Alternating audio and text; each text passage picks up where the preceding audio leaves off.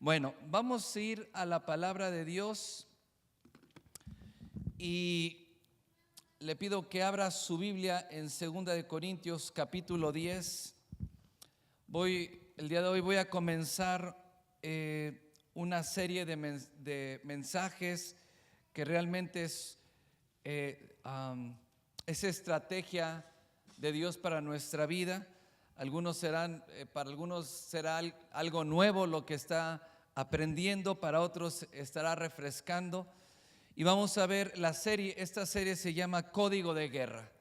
Vamos a ver, van a ser tres semanas o 3 mensajes que vamos a estar viendo, y le pido que por favor anote. También en base a este código de guerra, esos 3 mensajes o estudio, es que vamos a estar teniendo el devocional diario. Amén. Yo espero que esté llevando su devocional, porque va a ser un devocional de 21 días. Siempre lo tenemos de un devocional de 7 días, una semana, con el tema de la predicación. Pero en esta ocasión es un mensaje que vamos a ir entrando, profundizando, entrando en el conocimiento de Dios, pero también en aplicación de la palabra y lo que estamos aprendiendo, para que diariamente usted esté refrescando. En Torre de Oración recibe su devocional diario, y se lo digo como pastor, es muy importante que usted esté conectado con la palabra, llevando su devocional, porque de eso depende lo que nosotros vamos a estar viviendo los meses que vienen por delante. Entiendo que estamos en tiempos difíciles, pero también sé que en medio de los tiempos difíciles siempre la iglesia ha sido bendecida, siempre la iglesia ha crecido y la iglesia se ha multiplicado. Así fue desde la fundación de la iglesia en Cristo Jesús. Todas las crisis, todas las persecuciones y todos los problemas a nivel mundial y en cada etapa de la historia, siempre la iglesia se ha levantado con poder. Entonces, este mensaje o esta serie de mensajes apunta a eso, apunta a ubicarnos en el tiempo, en el momento espiritual que estamos viviendo, y estar preparados, armados, pero también que sepamos cómo usar lo que Dios nos ha dado. Amén. Porque como decía la pastora hace un momento, la victoria ya la tenemos en Cristo Jesús. Solo necesitamos aprender y aplicar los principios bíblicos. Amén. Entonces, el tema de hoy es el arsenal invisible que destruye fortalezas. El tema o la serie se llama Código de Guerra, pero el mensaje que vamos a escuchar hoy es el arsenal invisible que destruye fortalezas. En el 2 de Corintios capítulo 10, versículo 3 al 5. Antes de comenzar, yo le pido que cierre sus ojos, extienda su mano y oren por mí, y yo voy a orar por usted. Padre, en el nombre de Jesús oramos y pedimos la ayuda de tu Espíritu Santo y tu auxilio, Señor. Tú nos enseñarías todas las cosas, nos llevarías por un camino que no conocíamos, pero que tú nos mostrarías el camino. Tú nos abrirías camino en el desierto. Tú nos introducirías en la tierra de bendición, la tierra que fluye leche y miel. Creemos, Señor, que estamos viviendo en este tiempo y pedimos, Señor, la ayuda de tu Espíritu Santo. Oro, Señor, para que tú derrames conocimiento de tu voluntad, y declaro, Señor, que toda ceguera espiritual que el Dios de este mundo ha puesto para que no resplandezca la luz del Evangelio es quitado en el nombre de Jesús, y declaro que los ojos del entendimiento son alumbrados en el nombre de Cristo Jesús. Señor, envuélvenos con tu gracia, con tu poder, y que una unción fresca, Señor, se derrame en esta tarde, Señor. En el nombre de Cristo Jesús, declaro que toda distracción, toda confusión, todo afán, declaro que se va en esta hora, y declaramos una atmósfera de fe, una atmósfera de revelación y de conocimiento, Señor. En el nombre de Cristo Jesús. Y el pueblo de Dios dice, amén. Dele un fuerte, fuerte, fuerte aplauso al Señor. Lo primero que vamos a ver es el campo de batalla y la naturaleza del enemigo. Si no sabemos dónde tenemos que pelear y no conocemos a nuestro enemigo, nunca vamos a tener victoria. En 2 Corintios 10, del verso 3 al 5 dice, pues aunque andamos en la carne, no militamos según la carne, porque las armas de nuestra milicia no son carnales, sino poderosas en Dios para destrucción de fortalezas, derribando argumentos y toda altivez que se levante en contra del conocimiento de Dios y llevando cautivo todo pensamiento a la obediencia a Cristo. Lo primero que la palabra de Dios me enseña en este pasaje es que la guerra espiritual no es un símbolo o una expresión religiosa, sino o una manera en la que nosotros describimos los problemas que estamos viviendo diariamente. A veces decimos, es que estamos pasando por situaciones, es que estamos en una guerra espiritual, pero muchas veces no entendemos, desconocemos.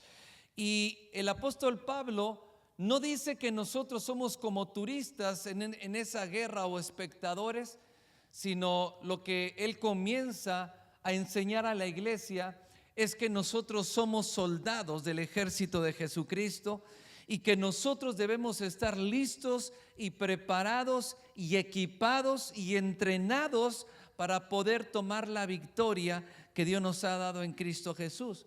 Y nos dice que la lucha que nosotros tenemos no es una lucha natural, sino es espiritual.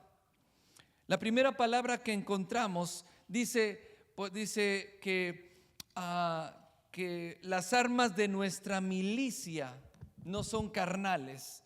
Eso es lo primero que tenemos que entender, porque cuando entendemos lo que quiere decir milicia, quiere decir una operación sólida que no es como algo espontáneo, algo que es de vez en cuando o un evento aislado que pasa en nuestra vida, sino cuando habla de esa milicia, está hablando de un conflicto sostenido del creyente, un conflicto que va más allá de lo que nosotros percibimos con sentidos naturales, pero que es muy real y es muy constante. Cuando habla, dice, las armas de nuestra milicia, está hablando realmente del conflicto que nosotros estamos viviendo, y el conflicto y la lucha que tenemos no es un momento, sino es constante en la vida de un creyente. Y ese es el gran problema cuando nosotros ignoramos que estamos viviendo en una lucha y que estamos viviendo bajo ataque y que tenemos que tomar victoria. Y si nosotros no somos ofensivos, no vamos a la ofensiva, nunca vamos a poder conquistar lo que el Señor ya nos entregó.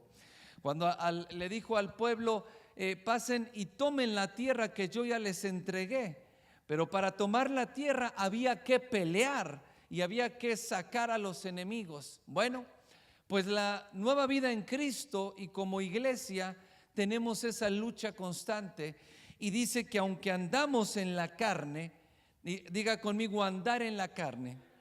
Todos andamos en la carne. No se refiere a andar en pecado. Algunos asocian andar en la carne como andar desconectado de Dios, desconectado espiritualmente, y andar en las obras de la carne. Nos dice la palabra, y manifiestas son las obras de la carne, dice Gálatas 5. Manifiestas son las obras de la carne, que son adulterio, fornicación, inmundicia, lascivia, idolatría, hechicería, enemistades, pleitos, disensiones. Esas son las obras de la carne. Pero nosotros no andamos en las obras de la carne, pero sí andamos en la carne, vivimos en un cuerpo físico. Y como estamos en la carne, no estamos exentos del cansancio o de las emociones que hay en nosotros, de las limitaciones físicas, tampoco estamos exentos de tentación o de heridas que no han sido sanadas en nosotros. Tampoco estamos exentos de presiones o de debilidad del cuerpo. Eso es cuando literalmente nosotros estamos en un cuerpo físico y andamos en la carne, pero aunque estamos en la carne, no militamos en la carne, no peleamos en la carne. ¿Por qué? Porque las armas de nuestra milicia, dice, no son carnales. Entonces, aunque vivimos en un cuerpo físico y estamos limitados en todo lo que nuestra naturaleza implica, no peleamos o no debemos de pelear según la carne. Cuando nosotros peleamos según la carne, peleamos en una estrategia incorrecta, porque si los enemigos que debemos de vencer no son carnales, sino son espirituales, y nosotros estamos peleando en la carne, entonces vamos a sufrir derrotas una y otra vez. El problema es que muchas de las veces nosotros no nos ubicamos en el conflicto que estamos viviendo. Y el conflicto que vivimos y vamos a aprender se manifiesta en nuestra vida diaria. Algunos tienen conflictos en la familia, en el matrimonio. A veces hay otros que pueden estar pasando bajo una opresión o una persecución. Otros estarán pasando problemas financieros, otros estarán pasando problemas de salud. Y cuando nosotros separamos todo esto, creemos que todo tiene un origen natural. Y hay una realidad natural en la cual nosotros estamos viviendo. Por ejemplo, si yo me siento mal físicamente, no puedo ignorar que me siento mal. No puedo ignorar que hay debilidad en mi cuerpo físico. Pablo dice, había una debilidad en el cuerpo de Pablo y un aguijón que lo abofeteaba, y dice, 3 veces he orado a Dios y el Señor me ha dicho, bástate mi gracia, porque mi poder se perfecciona en medio de la debilidad.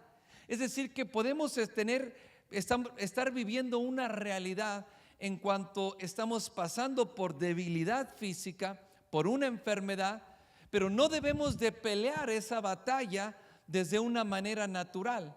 No podemos pelear con las emociones o con los sentimientos. Si hay un problema en el matrimonio, no puedes pelear con manipulación, no puedes pelear a golpes, no puedes pelear a gritos o con tus emociones. Eso es pelear en la carne, porque aunque estamos combatiendo físicamente, tampoco puedes pelear con las heridas que no han sanado en tu corazón. Muchas de las veces los conflictos no son tan grandes, pero sí las heridas que hay en tu corazón o en tu alma. Y esas heridas provocan que el conflicto se te salga de las manos y entonces se convierte en un gran problema en tu vida. ¿Por qué? Porque si tú estás combatiendo desde, por ejemplo, del rechazo, o estás combatiendo desde la depresión o el desánimo, o estás combatiendo desde la traición que sufriste en el pasado, del abandono de tus padres, entonces tú vas a ser una fiera en el matrimonio, vas a ser un mal trabajador y vas a tener problemas y te van a correr porque vas a tener problemas con la autoridad y vas a estar peleando y vas a estar tratando de conseguir las cosas, de tener un mejor puesto, de que las cosas cambien en la familia, pero todo lo que haces, lo haces desde la fuerza de la carne, la habilidad humana, la capacidad, el aprendizaje. Y cuando tú lo haces de esa manera, siempre vas a fracasar. Y el apóstol dice que la estrategia correcta, dice, no militamos según la carne, no podemos vencer con esos gritos o manipulación. Y el peligro que corremos es que el enemigo cause daños en nuestra vida. Porque si nosotros estamos peleando en la carne, los ataques que nosotros recibimos son espirituales. Y si no lo entendemos, el enemigo va a golpear una y otra vez y ni siquiera te vas a dar cuenta, como muchas veces pasa, por dónde estás siendo golpeado, porque es algo espiritual. Y el problema es que el enemigo nos hace creer o pensar o nos mete en un adormecimiento espiritual donde empezamos a pelear, por ejemplo, con la enfermedad, en el desánimo, en la fuerza, la preocupación. Todo lo que pienso y hablo es de enfermedad y me desconecto de todas las cosas porque me siento mal. Bueno, el Señor dijo: bástate mi gracia, porque mi poder se perfecciona en medio de la debilidad. Por eso Pablo se gloriaba en la debilidad, porque dijo: entre más débil soy más fuerte y el poder de Dios se manifiesta en mí. Es decir, que Pablo no peleaba desde la debilidad humana y desde la enfermedad que tenía, de la cual no podía, tal vez tenía muchas limitaciones físicas para el gran llamado que tenía, pero no peleaba en la fuerza o en la debilidad, lo hacía en el poder de Dios, porque él había aprendido algo muy importante. Había aprendido que la lucha no es natural, sino es algo espiritual. Diga conmigo: algo espiritual.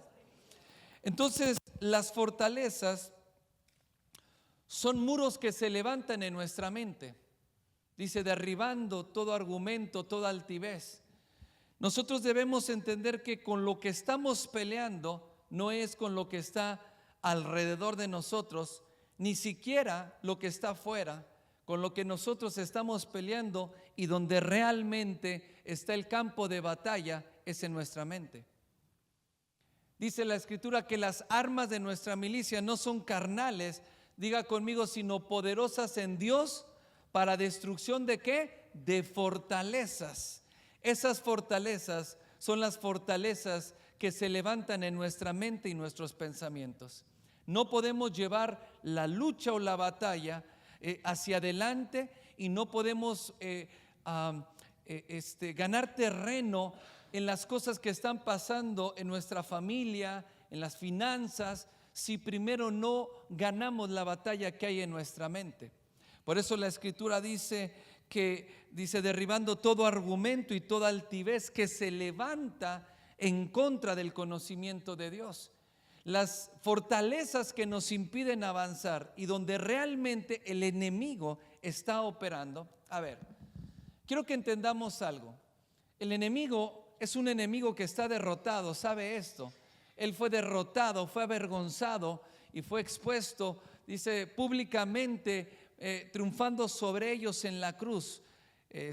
Jesús derrotó todos los principados y todas las potestades. Él tiene las llaves del Hades y de la muerte en la mano. Y el diablo es un diablo derrotado, y es un diablo que fue avergonzado, y es un diablo que no tiene ni poder ni tiene autoridad, porque esa autoridad le fue arrebatada, le fue quitada por Jesús en la cruz del Calvario. ¿Entendemos esto?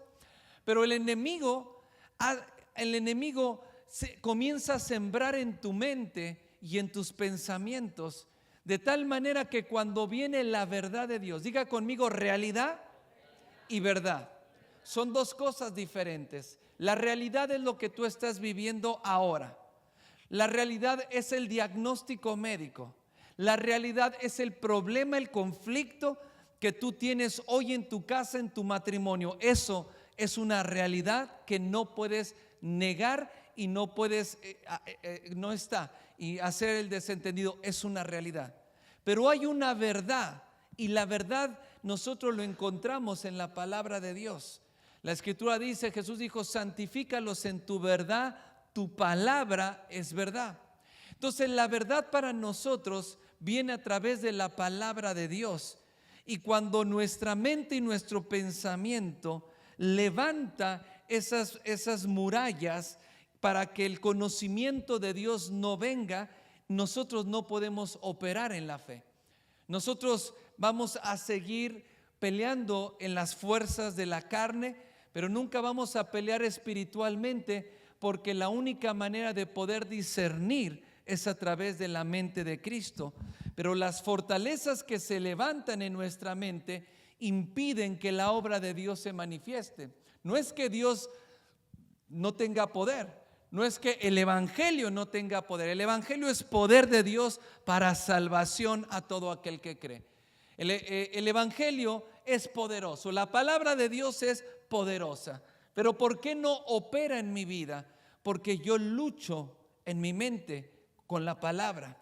Lucho con las promesas de Dios. Lucho con lo que Dios me está diciendo. Por ejemplo, si es un problema en la familia, la palabra de Dios te guía, te dice lo que tienes que hacer.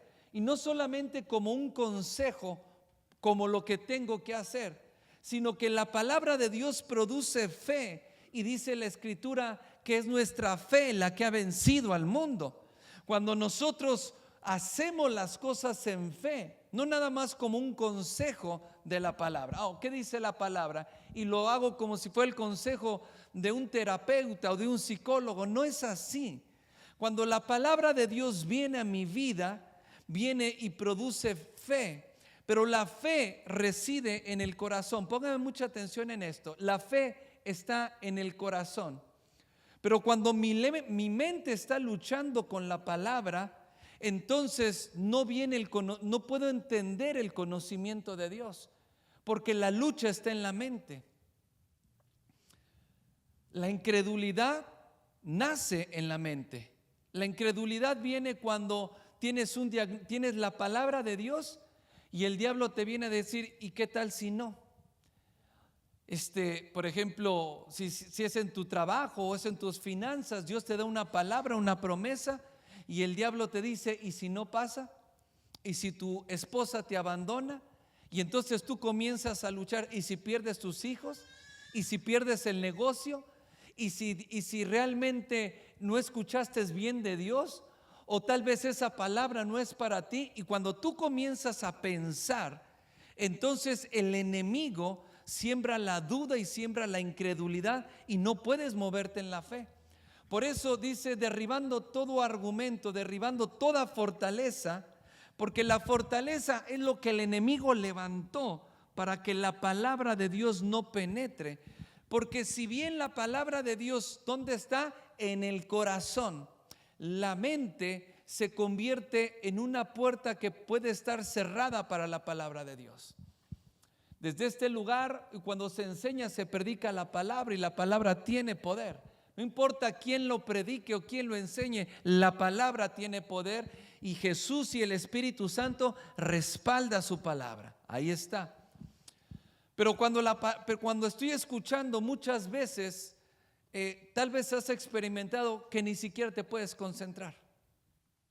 Estás pensando, no sé, en los problemas que tienes. Estás pensando en los gritos que venías cuando venías manejando. Y mira, toda la semana estuviste bien.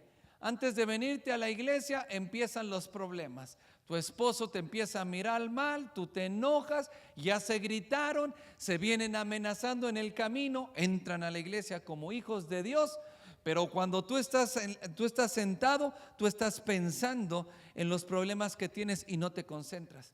Estás pensando en otras cosas y no te concentras. ¿Cuántas veces has salido de este lugar? Has llegado a tu casa y no te acuerdas de lo que se predicó. O el lunes ya no te acuerdas. ¿Por qué? ¿Es porque tienes un retraso mental? Hay gente que dice, es que yo tengo cabeza de teflón, como si fuera un sartén, no se me pega nada, no aprendo nada. No es eso. No es que no aprendas, no tienes ningún retraso, no es que no seas inteligente. Lo que pasa es que hay fortalezas que muchas de las veces la palabra está hablando, está soltando y no estás entendiendo nada de lo que se está hablando. ¿No te pasa eso? A mí me ha pasado muchas veces. ¿Por qué? Porque hay pensamientos que no me dejan recibir la palabra. A veces son prejuicios que se forman, por ejemplo, ¿quién está hablando? ¿Quién está predicando? Y ya estás, y en vez de estar recibiendo la revelación del mensaje, que es la palabra que necesitas, ya estás, se equivocó, leyó mal, no le dio el acento era en tal palabra y lo pronunció mal, no, eso lo está diciendo mal. Entonces empiezas a seleccionar y empiezas a criticar la palabra. ¿Qué es eso? no es algo natural, es algo espiritual, es algo que el enemigo ha sembrado. Por ejemplo, hay gente que ha estado en un ministerio, en una iglesia que es muy religiosa, muy religiosa. Yo nací espiritualmente y estuve muchos años en una iglesia que era muy, muy religiosa. Cuando llegué a Comunidad Cristiana, Comunidad de Fe a las Naciones, antes era Comunidad Cristiana, y estaba el pastor predicando, yo estaba, eso no es como en mi iglesia. No, aquí, ¿por qué se paró? ¿Por qué dijo esto? Y así no, porque allá las mujeres era así, los hombres de esta manera, y no puede. Y entonces todo yo estaba comparando y yo estaba criticando de acuerdo al lugar y la iglesia donde yo venía. ¿Por qué? Porque las filosofías humanas, las tradiciones y las costumbres crean en nosotros esas fortalezas donde no permitimos que la palabra de Dios penetre en nosotros. ¿Cuántas veces has escuchado a quién sabe quién en las redes sociales hablando cantidad de tonterías en contra de la iglesia, en contra de los pastores, en contra de los diezmos, las ofrendas, en contra del evangelismo? Y eso lo escuchas y parece que no causó nada. Pero cuando tú vienes y empiezas a escuchar la palabra, tú empiezas a recordar lo que vistes en las redes sociales y entonces empiezas a decir, ¿y será cierto? Entonces, ¿y por qué? Sí, aquí pura gente hipócrita, sí es cierto. ¿Y qué se hará al dinero? Y el dinero que recogen, ¿para qué será? Porque yo escuché. Y cuando tú empiezas a pensar de esta manera, no son los pensamientos que nacen de una sana doctrina, sino son las fortalezas que el enemigo ha levantado. Entonces, las primeras fortalezas para nosotros poder conquistar la tierra, la primer tierra que tienes que poder conquistar es la tierra de tu mente. Y mientras que tú permitas que el enemigo juegue con tu mente y tus pensamientos, nunca vas a poder caminar en fe.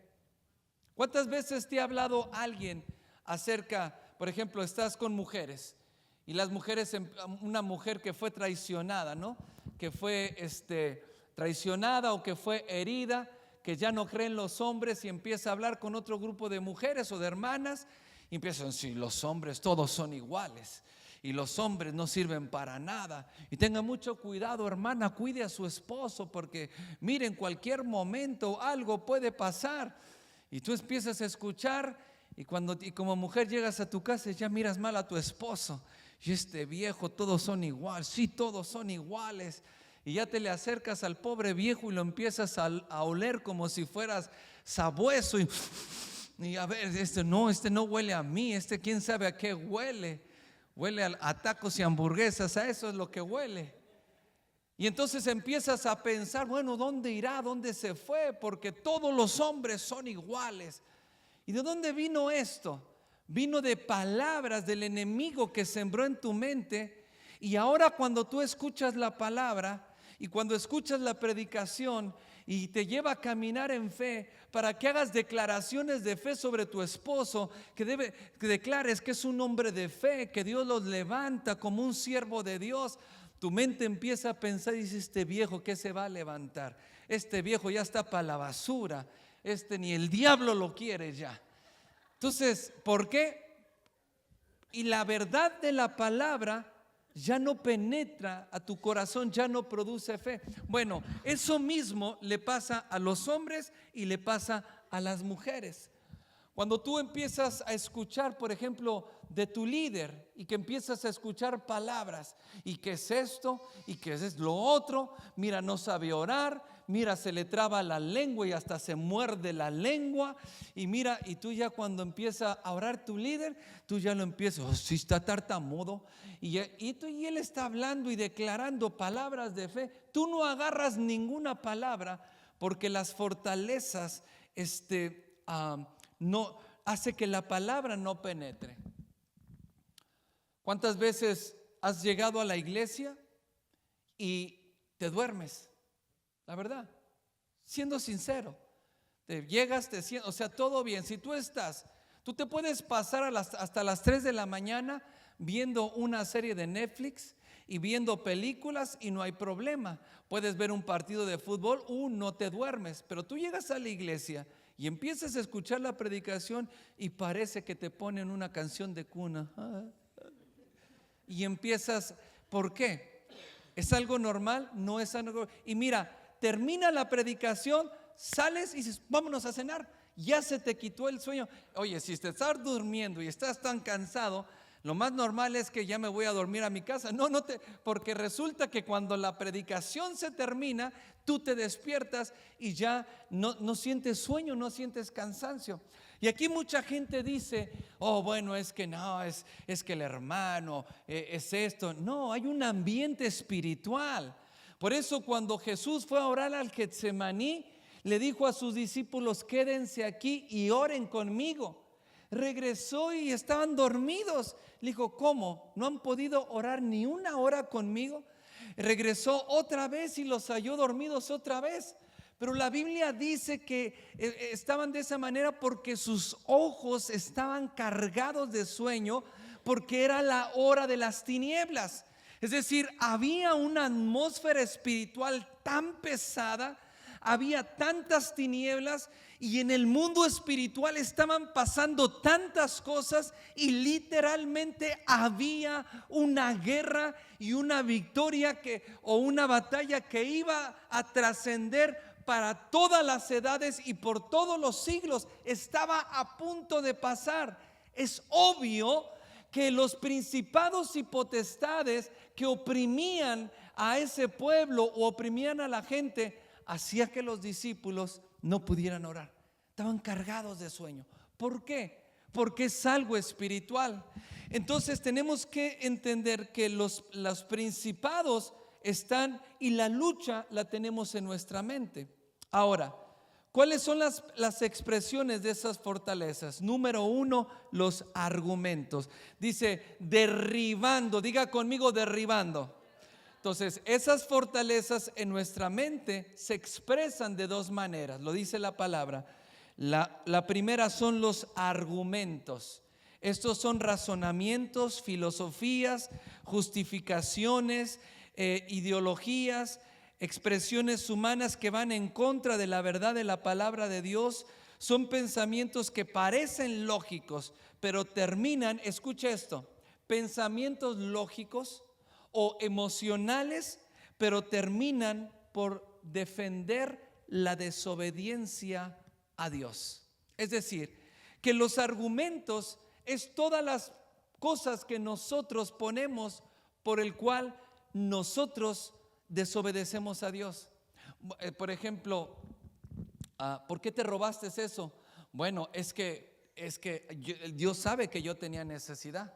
Y nadie lo estaba viendo. Y como nadie lo estaba viendo y estaba ahí, estaba en la barda de esa casa, sí, pero esa casa tiene dueño. Y hay alguien que lo puso ahí. Mire, una vez me robaron una maceta.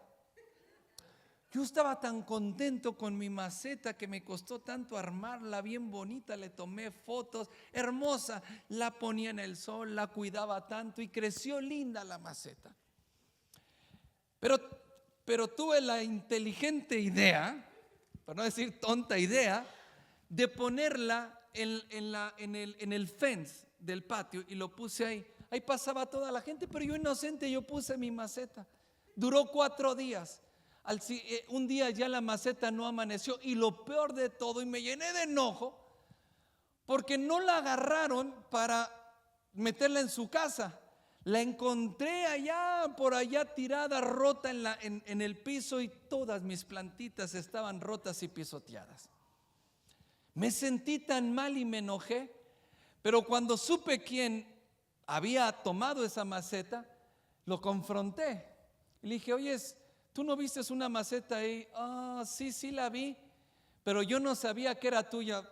No está en tu casa, estaba en mi apartamento, estaba en mi fence y estaba ahí. ¿Cómo piensas que no tiene un dueño? Es algo ilógico.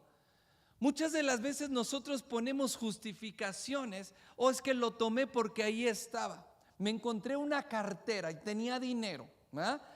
Y tenía dinero y tenía la licencia, el nombre y tenía todo ahí. Pero como dice, bueno, yo me la encontré y el que se la encuentra pues ya está. Y lo agarré, pero le saca el dinero y pone ahí la cartera con la identificación. Dice, porque la licencia la va a ocupar. ¿Y tú crees que el dinero no lo ocupaba? Pero entonces nosotros levantamos argumentos y pues es que Dios sabe, ya se dice, wow, Dios contestó mi oración y me acabo de encontrar una cartera que tiene el nombre de la hermana Felipa, pero como la hermana Felipa la dejó, Dios contestó mi oración. No, eso es robar. Pero nosotros justificamos nuestras acciones para justificar nuestra desobediencia a Dios y eso se llama pecado. ¿Cuántas veces has tenido que, por ejemplo, que dar tus ofrendas, tus diezmos, pero tú justificas, pero es que yo tengo una necesidad, Dios sabe que tengo que pagar, mi familia tiene una broncota y tengo que hacer esto, o no, pero es que en mi conocimiento y en mi habilidad y profesionalismo, yo sé cómo hacerlo y yo sé cómo manejar el dinero. Y eso solamente son justificaciones, argumentos, filosofías para disfrazar que no obedeces a Dios. Esas son las fortalezas que se levantan en contra del conocimiento de Dios. Son tus argumentos, son tus justificaciones para no hacer lo que Dios te está diciendo que hagas. Los segundos son la altivez. Esto es el orgullo, la soberbia intelectual. Escuche esto. La soberbia intelectual es que yo tengo mucho conocimiento, es que yo fui a la universidad y tengo un diplomado y yo sé cómo hacer. Y eso es soberbia espiritual. Y cuando habla de altivez, habla de la autosuficiencia, de las barreras emocionales que se levantan en contra del conocimiento de Dios. En otras palabras, la altivez no se manifiesta solamente con gritos, a veces se disfraza de opinión. Bueno, y todavía decimos, bueno, sí, pero yo quiero dar mi más humilde opinión. Pero tu opinión es, mire, si se trata de hacer lo que Dios nos está diciendo en la palabra, decimos, sí, pero espéreme, yo quiero dar mi opinión. En la palabra de Dios no tenemos opinión. Un soldado, mire, a mí en la academia de policía me entrenaron 6 meses, me disciplinaron, eran militares viejos. Yo digo de la vieja escuela, de esos roñosos que eso yo decía, no entiende de razones, decía yo. Ellos decían esto y era esto. Y en ese entrenamiento algo me decían a mí. Me decían, yo decía, ¿por qué no te levantaste? Por esto. Es que me escondieron un zapato. Sí me lo escondían. Me escondieron un zapato. Pasó esto, pasó lo otro. No llegué. Y me decía, vamos a hacer esto. Yo preguntaba, bueno, mire, y si hacemos esto, yo opino. Me enseñaron algo. Y me decían, Carlos, la obediencia es hacer lo que tienes que hacer. Después preguntas, primero obedeces. Y cuando nosotros tenemos altivez, nosotros siempre creemos que tenemos la razón.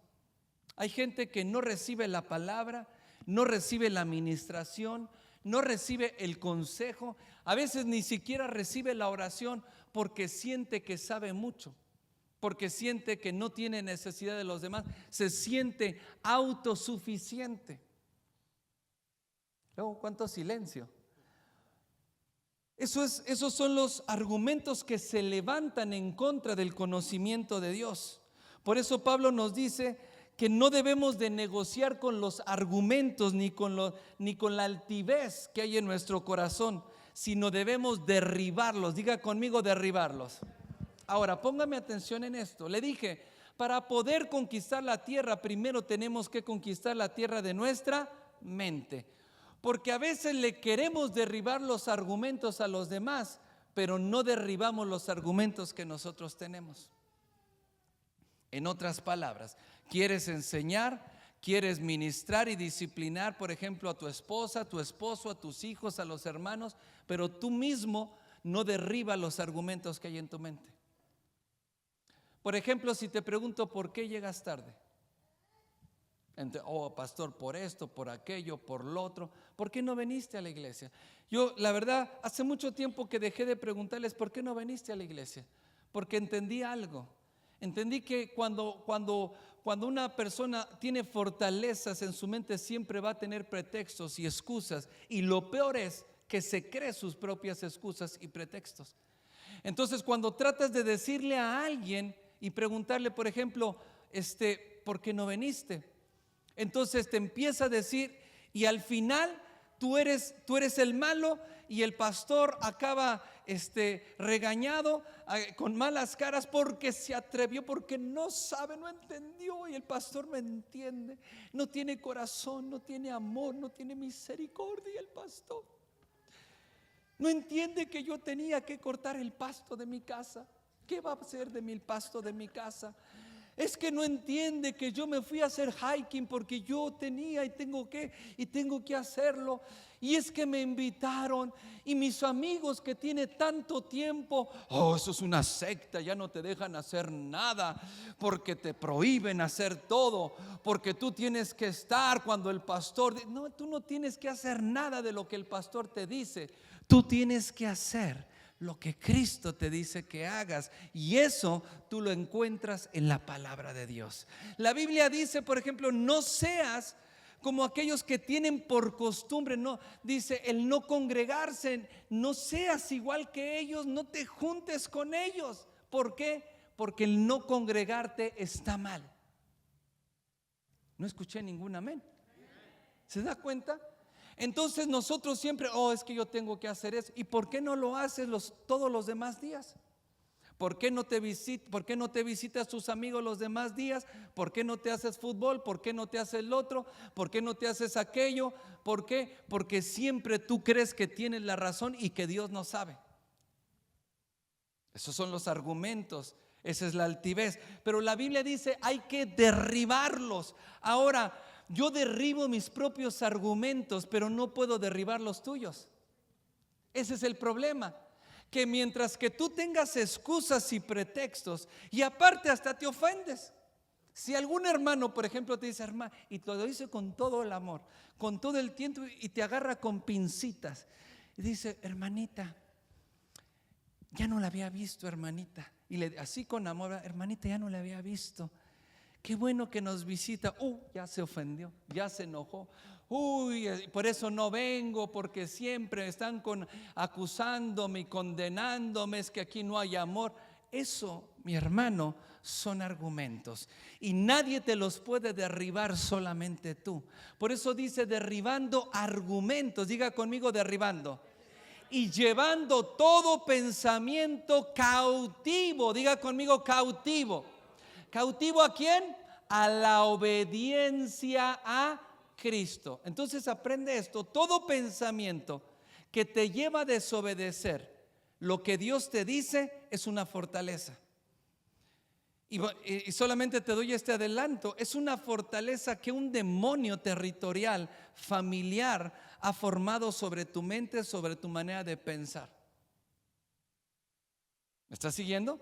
Derribando todo argumento y llevando cautivo todo pensamiento. ¿Llevando qué? Cautivo.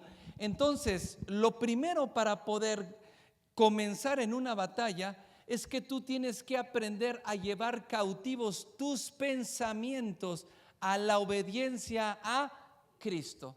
Cuando te venga un pensamiento de, bueno, no voy a ir por esto, tú debes de tener la capacidad y habilidad espiritual de tomar autoridad sobre ese pensamiento y traerlo a la obediencia. ¿Qué dice Cristo? Entonces llevo mi pensamiento y no autorizo ninguna acción, porque escucha esto: sus pensamientos autorizan sus acciones. Usted no hace nada de lo que no piensa.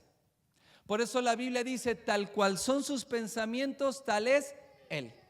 Tú eres lo que tú piensas. Entonces, si tú no puedes permitir que tus pensamientos divaguen en cualquier tontería. Imagínate, una mujer ve a un hombre que no es su marido y empieza a pensar: uy, qué fuerte está. Uy, esos brazotes. uy, y luego ve a su esposo, dice, y este panzón, y empieza a comparar. Y eso me dice que va en contra de las enseñanzas de Cristo. Porque Jesús dijo, yo te digo que cualquiera que mire a la mujer que no es su mujer, a la mujer ajena, y también una mujer que ve a su esposo que no es su esposo, ya adulteró en su corazón. Entonces no es una secta, no es religiosidad, es Cristo diciéndote que si tú estás mirando a una mujer que no es tu esposa, a un hombre que no es tu esposo, tarde o temprano te vas a convertir en lo que hay en tu mente, en una persona adúltera. Entonces no puedes permitir que esos pensamientos den vuelta en tu mente. Debes decir no. Debes de cubrirte con la sangre de Cristo, reprender, porque así usted es bueno para reprenderle los demonios a todo mundo. Repréndete los demonios que tienes en la mente. Y ahí en el nombre de, si te roba, si pierdes una hora de trabajo, uy, te reprendo, diablo, mis horas de trabajo no me las vas a quitar. Pero si te viene un pensamiento que dice, mira, no des los diezmos esta semana, al cabo no te va a pasar nada, ese pensamiento sí lo dejas y terminas por desobedecer a Dios, y eso es pecado. Entonces eres tú el que tienes que llevar cautivo tu pensamiento a la obediencia a Cristo. ¿Cuántas veces la palabra de Dios te dice congrégate, o la palabra de Dios te dice ora, o la palabra y te dice muchas cosas, ama a tu prójimo, pero tú permites que tus pensamientos se vayan por otro lado y después te justificas y te haces la víctima por lo que te pasa? Porque tus acciones tienen consecuencias positivas o negativas. Tú haces algo y puede pasar desapercibido para los ojos de todo el mundo, pero no delante de los ojos de Dios. No hay nada que tú hagas o dejes de hacer que Dios no vea, y tarde o temprano vas a tener la consecuencia. Si tú estás sembrando para el espíritu, vas a cosechar vida eterna, pero el que siembra para la carne va a sembrar corrupción tarde o temprano. ¿Entiende lo que le digo? Entonces tú tienes que aprender a llevar cautivo. Cautivo es literalmente es preso. Es preso. Mire, a mí solamente una vez en la vida me llevaron preso. No a la cárcel, no a la prisión. ¿Cómo decirle a la no a la penitenciaría? No. Dios fue muy bueno conmigo, porque motivos no faltaban. No, pero me llevaron por un pleito en la feria. Entonces me llevaron una noche. Bueno, una noche porque pagué, si no me hubieran dejado 24 horas o 36, no me acuerdo. Me llevaron ahí, pero literalmente me llevaron, y yo tenía 15 años, 16 años. Entonces me sentía que me comía el mundo, que yo a todos los podía acabar y todo. Entonces, pero lo que hicieron, que me pusieron unas esposas y no me dejaron ir. Me dijo, y ahorita te vamos a llevar a la delegación. Y me llevaron y me metieron ahí. Y entonces yo empecé a gritar, mis derechos, quiero una llamada. Decía, yo quiero una llamada, yo quiero más. Y me dijeron, aquí no tienes derechos, no tienes nada, tienes derecho de callarte o te rompo la cara, me dijo el policía. Y le dije, ¿sí? Y me dijo, sí. Y abrió la reja. Le dije, bueno, así por las buenas, sí, entonces. ¿Por qué? Porque no era uno, eran muchos. Cuando te llevan preso, cuando tú estás preso, no puedes hacer nada de lo que se te dice que tienes que hacer. Te paras donde te dice que te pares, haces del baño donde te permiten hacer del baño, y comes lo que te dan y te sirven de comida, porque si no, no hay más. Eso lo pasé ahí y se lo puedo decir.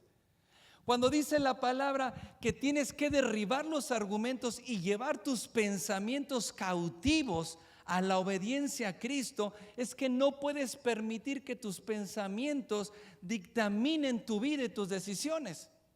Es decir, mira, el salmista David, el salmista dice, bendice alma mía a Jehová y no te olvides de ninguno de sus beneficios. ¿Por qué David decía, bendice alma mía a Jehová?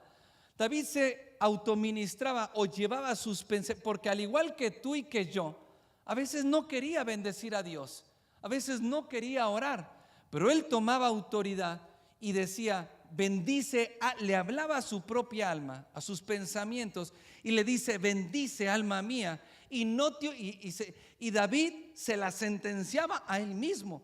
Le decía: no te olvides de ninguno de sus beneficios. Eso es llevar tus pensamientos cautivos a la obediencia a Cristo. David no solamente le decía a su alma lo que tenía que hacer, sino le decía por qué tenía que hacerlo. No te olvides de ninguno de sus beneficios, porque Él es el que saca del hoyo tu vida. Si tú aprendes a autoministrarte, aprendes a darle razones a tu mente, ¿por qué no puedes dejar a Dios? ¿Por qué tienes que alabarle? ¿Por qué tienes que obedecerlo aunque nadie te vea? Y entonces, si tú comienzas a hablarte tú mismo, Carlos, acuérdate, Carlos, de dónde Dios te sacó. Acuérdate lo que era tu vida, tu familia sin Cristo. Acuérdate que no tenías para comer, acuérdate. Y cuando tú empiezas como y yo empiezo como Dios me levantó, como Dios lo hizo, como Dios me levantó de la enfermedad. Cuando me dieron un diagnóstico de 37% de incapacidad en la columna y me dijeron que no iba a poder, que tenía que aprender a vivir con el dolor y que no iba a poder tener un trabajo normal, entonces yo tuve que aprender a decirle a mi mente: no, Dios dice esto. Y Dios dice, y hablarle a mi cuerpo, y hablarle todos los días a mi cuerpo, porque mi mente me decía: pobrecito. Y hubo momentos que me deprimía, porque estando en la cama y venían pensamientos, ¿y dónde está Dios? Estoy hablando algo real. ¿Dónde está Dios? Yo predico la palabra, yo hago esto, yo sirvo, y estoy aquí en la cama, no me puedo levantar del dolor. Estoy pasando por esta situación. ¿Dónde está Dios? ¿Y por qué Dios? Yo estoy orando y Dios no contesta. Eso son argumentos, son pensamientos que te llevan a querer renunciar. Pero tú tienes que tomar esos pensamientos de depresión. Hay gente que siempre anda: ay, todo deprimido, ay, estoy triste. Gente que siempre está cansado: ay, es que estoy cansado. Toda la vida vives cansado, cansada. Quiero decirte algo, que siempre vas a tener algo que hacer. El día que ya no tengas propósito en la tierra, Dios te va a llevar a su presencia. Ese día ya no va a haber cansancio, ya no va a haber enfermedad, no va a haber dolor. Entonces, si tú quieres pasar más tiempo sobre la tierra, deja de quejarte del trabajo, deja de quejarte del cansancio. Eso lo único que haces es perder las bendiciones de Dios. Toma tus pensamientos: oye, es que estoy muy cansado, pues me levanto. ¿Usted cree que yo me levanto en la mañana? Me voy a levantar y voy a ir a orar y el Señor me va a estar esperando. No. A veces, mire, me levanto así, todo me duele y abro un ojo. Y yo quiero que este pie se mueva para que, ya digo, si bajo un pie ya la libré, ya vencí. Pero el pie no se quiere mover. Y luego encima, no, a mí me echa una pierna encima, menos me quiero parar. Y me quiero levantar y me duele la espalda, me duele el brazo, me siento mal. Y en mi mente me dice: no, Dios te va a entender. Si tú no te levantas, quédate, no atiendas a la oración, no vayas y quédate aquí. Yo tengo que en las mañanas pelear con los propios pensamientos que hay en mi mente. Y decirle a mi mente, decirle a mi cuerpo: aunque no tengas fuerzas, aunque estés cansado, aunque no puedas y estés débil, y aunque no lo puedas hacer, me voy a levantar y lo voy a hacer. Y lo voy a hacer con la fuerza o con la debilidad que tenga, pero lo voy a hacer. Cuando tú tienes la capacidad de ordenarle a tu mente y a tus pensamientos que se sujeten a la palabra de Dios y a la voluntad de Dios, entonces, y hasta entonces, es que te vas a convertir en un peligro para el enemigo. Porque si el enemigo sigue jugando con tu mente, tú nunca le vas a causar miedo al diablo, le vas a causar risa, porque todo lo que tienes es que aventarte un pensamiento para que tú te tires toda una excusa y una película. Entonces dices: llevando todo pensamiento cautivo ¿a qué? A la obediencia a Cristo. Termino con esto. Y luego dice el verso 12: porque no tenemos lucha contra carne y sangre, sino principados, potestades, contra los gobernadores de las tinieblas, contra huestes celestiales de maldad en las regiones celestes. Entonces, esto es algo que sabemos, pero no quiero dejar de recordárselo. tiene que saber cuál es el origen y recordar cuál es el origen de la lucha que usted está pasando. Usted puede tener un rostro enfrente de usted y puede ser que esa persona le esté causando problemas, que esa persona lo haya traicionado o que esa persona se esté portando muy mal con usted, que lo haya ofendido o lo haya lastimado. Y eso es real y eso es su realidad. Pero la lucha que usted tiene no es con esa persona. Si usted está luchando, gritando, golpeándose, amenazando, usted está peleando con armas carnales en la fuerza. Pero la lucha que usted tiene no es con carne ni sangre, sino contra principados y potestades. Son gobernadores que oprimen y que han oprimido tu familia, que han oprimido tus generaciones, porque las mismas luchas que tú estás pasando son las luchas y los problemas que tuvieron tus padres y tus abuelos. Son demonios generacionales que vienen y oprimen. Pero, pastor, ¿que el Señor no rompió con toda maldición en la cruz del Calvario? Claro que sí. Él rompió con toda maldición en la cruz del Calvario, pero si tú caminas en desobediencia, dice la palabra, ¿qué no sabes que al que obedeces, tú te haces esclavo de aquel que obedeces? Toda mi familia eran alcohólicos, drogadictos, y Dios te liberó. Pero si tú vuelves a eso, entonces tú te haces esclavo a la adicción y te haces esclavo al diablo una vez más. Dios te liberó, toda tu familia, por ejemplo, puede ser idólatra, o toda tu familia y tus generaciones había promiscuidad. ¿Sabe lo que es promiscuidad? Relaciones sexuales ilícitas, eso es promiscuidad. Un hombre o una mujer que lo mismo, que tiene relaciones como cambiarse los calcetines, y que no importa si es familiar, si es vecina o si es un familiar cercano, igual lo hace. Eso es promiscuidad. Y eso son principados y potestades que hay en familias y hay en generaciones. Y cuando Dios te libera, pero cuando tú vuelves a eso, tú te haces esclavo una vez más. Por ejemplo, si nosotros hablamos de principados y hablamos de la ciudad de San Francisco, usted sabe qué principado y qué potestad gobierna en ese lugar. ¿No sabe? Es una ciudad que la han comparado con Sodoma y Gomorra.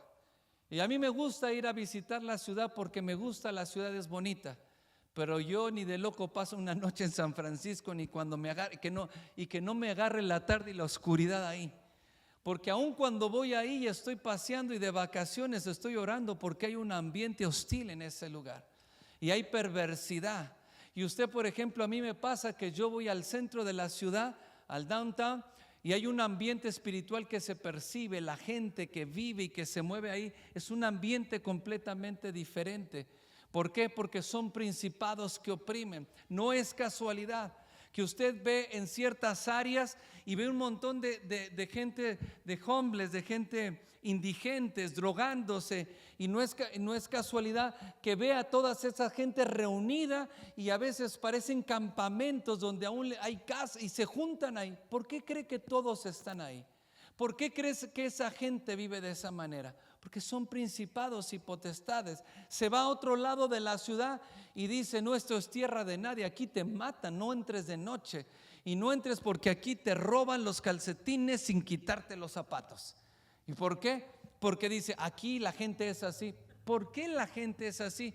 Porque son gobernadores que gobiernan y rigen regiones. Por eso usted va a un lado de la ciudad y predica y evangeliza y dice: wow, qué bendición, cómo la gente recibe. Y va a otro lugar y le cierran la puerta en la cara y entonces le dicen groserías. ¿Por qué? Porque son ambientes espirituales.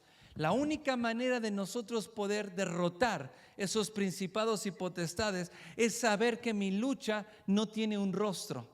Si usted está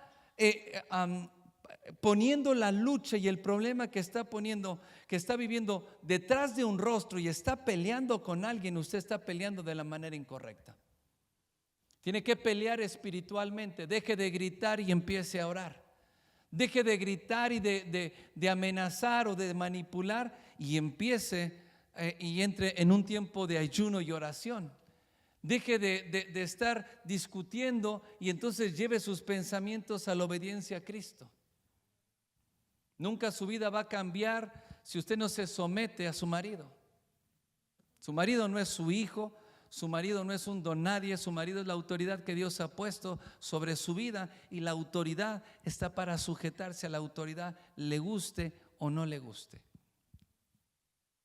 Y como hombre debe de aprenderse a sujetar a la autoridad de Cristo, que es su cabeza, y debe de obedecer, porque hay hombres que les encanta que el pastor predique de sujeción. Ya ves, vieja, sujétate. Eso sí le gusta, pero no le gusta sujetarse a la autoridad de Cristo, que es su cabeza.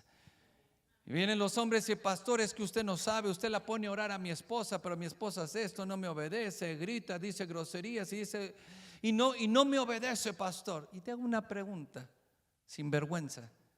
¿Tú obedeces a Cristo? Porque para moverte como un hombre bajo autoridad, tienes que estar sujeto a autoridad, y por eso tus hijos y tu esposa no te obedecen, no te respetan y se te suben a la cabeza. ¿Por qué? Porque son principados y potestades, son demonios que están destruyendo tu familia, tus generaciones. Y si tú no entiendes que la lucha es espiritual y sigues peleando y tratando de cambiar a tu esposa, o la esposa tratando de cambiar a su esposo, nunca tu esposo va a venir a los pies de Cristo, porque todo lo que haces lo haces de una manera natural. Pero tu lucha no es contra las personas, no es contra tu suegra. Entonces yo me lo repito muy seguido, la lucha no es contra mi suegra. La lucha son contra los principados y potestades. Y si nosotros entendemos esto, recién vamos a saber en qué terreno tenemos que pelear, para que sepamos cuáles son las armas que tenemos que usar. Amén. Ponte de pie. Y quiero cerrar con esto. ¿Y me ayuda la alabanza, por favor?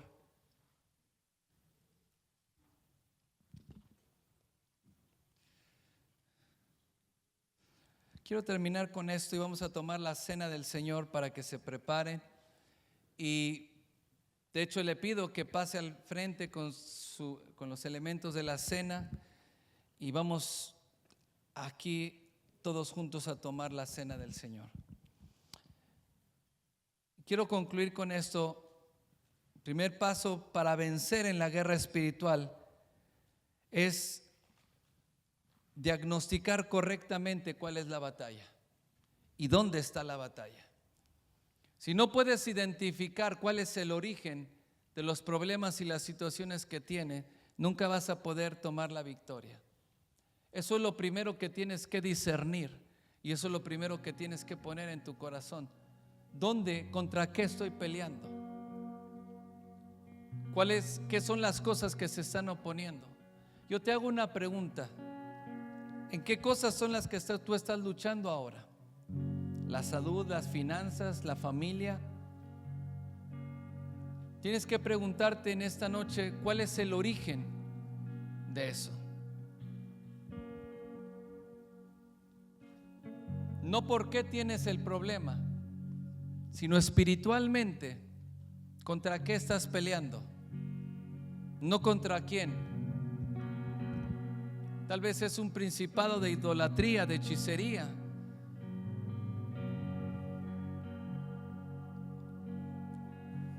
Vean, no se queden ahí, pasen aquí al frente y vamos a orar juntos. Quiero que tome un momento en el altar con sus ojos cerrados, y que tome un momento de reflexionar y de ubicarse espiritualmente. En esta noche tienes que ver más allá del conflicto. Tienes que poder escuchar más allá de las palabras. Tienes que poder ver más allá de lo que está pasando naturalmente.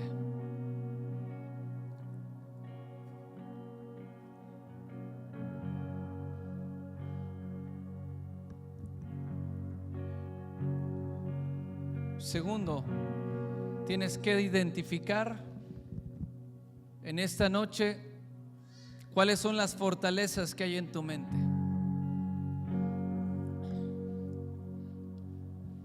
¿Cuáles son esas fortalezas? ¿Qué es lo que el enemigo te ha dicho en esas áreas en las que estás luchando? Porque las áreas en las que estás luchando y estás pasando por situaciones ahora está completamente ligada a los pensamientos que han estado pasando por tu mente con respecto a esa situación. Si tienes problemas con alguien, tú estás pensando es que esa persona tiene toda la culpa y todo el problema.